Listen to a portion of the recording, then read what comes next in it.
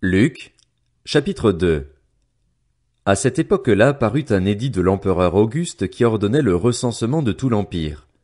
Ce premier recensement eut lieu pendant que Quirinius était gouverneur de Syrie. Tous allaient se faire inscrire, chacun dans sa ville d'origine.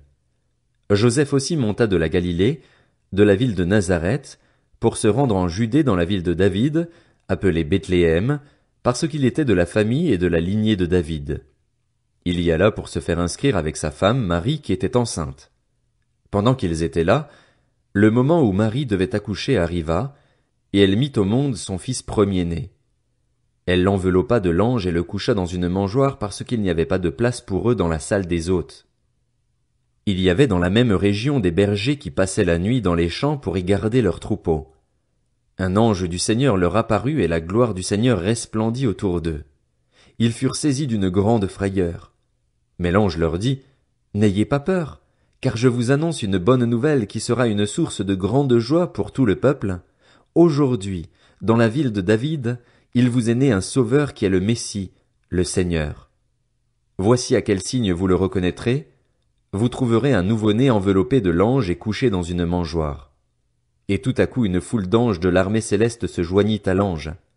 Ils adressaient des louanges à Dieu et disaient, « Gloire à Dieu dans les lieux très hauts, paix sur la terre et bienveillance parmi les hommes. » Lorsque les anges les eurent quittés pour retourner au ciel, les bergers se dirent les uns aux autres, « Allons jusqu'à Bethléem pour voir ce qui est arrivé, ce que le Seigneur nous a fait connaître. » Ils se dépêchèrent d'y aller et ils trouvèrent Marie et Joseph, ainsi que le nouveau-né couché dans la mangeoire.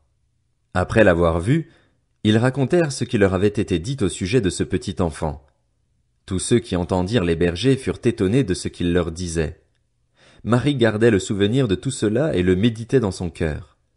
Puis les bergers repartirent en célébrant la gloire de Dieu et en lui adressant des louanges à cause de tout ce qu'ils avaient entendu et vu et qui était conforme à ce qui leur avait été annoncé. 8 jours plus tard, ce fut le moment de circoncire l'enfant. On lui donna le nom de Jésus, nom que l'ange avait indiqué avant sa conception.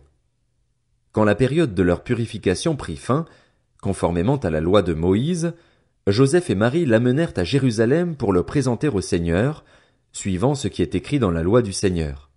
Tout mâle premier-né sera consacré au Seigneur, et pour offrir en sacrifice un couple de tourterelles ou 2 jeunes pigeons, comme cela est prescrit dans la loi du Seigneur. Or, il y avait à Jérusalem un homme appelé Siméon.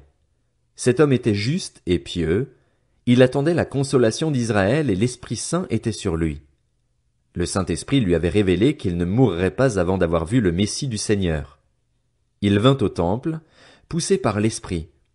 Et quand les parents amenèrent le petit enfant Jésus pour accomplir à son sujet ce que prescrivait la loi, il le prit dans ses bras, bénit Dieu et dit, « Maintenant, Seigneur, tu laisses ton serviteur s'en aller en paix, conformément à ta promesse, car mes yeux ont vu ton salut, salut que tu as préparé devant tous les peuples, lumière pour éclairer les nations et gloire d'Israël, ton peuple. » Joseph et la mère de Jésus étaient émerveillés de ce qu'on disait de lui.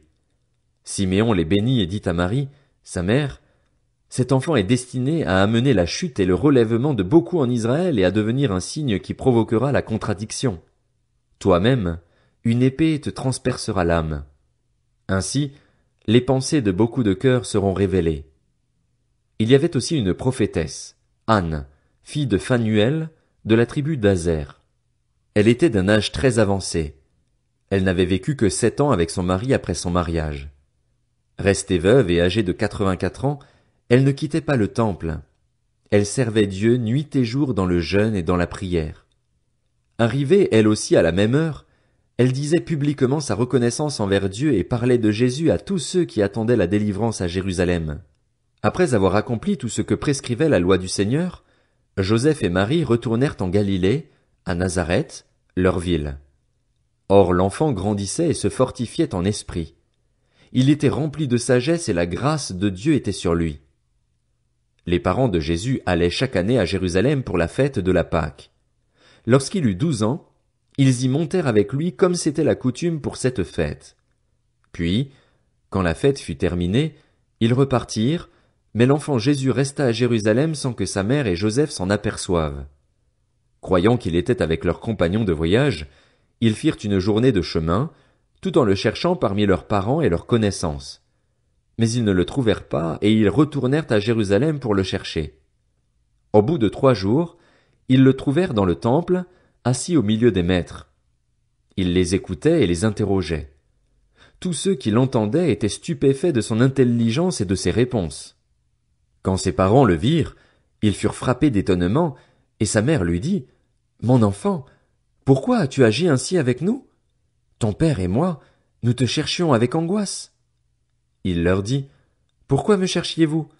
Ne saviez-vous pas qu'il faut que je m'occupe des affaires de mon père? » Mais ils ne comprirent pas ce qu'il leur disait. Puis il descendit avec eux pour aller à Nazareth, et il leur était soumis. Sa mère gardait précieusement toutes ces choses dans son cœur.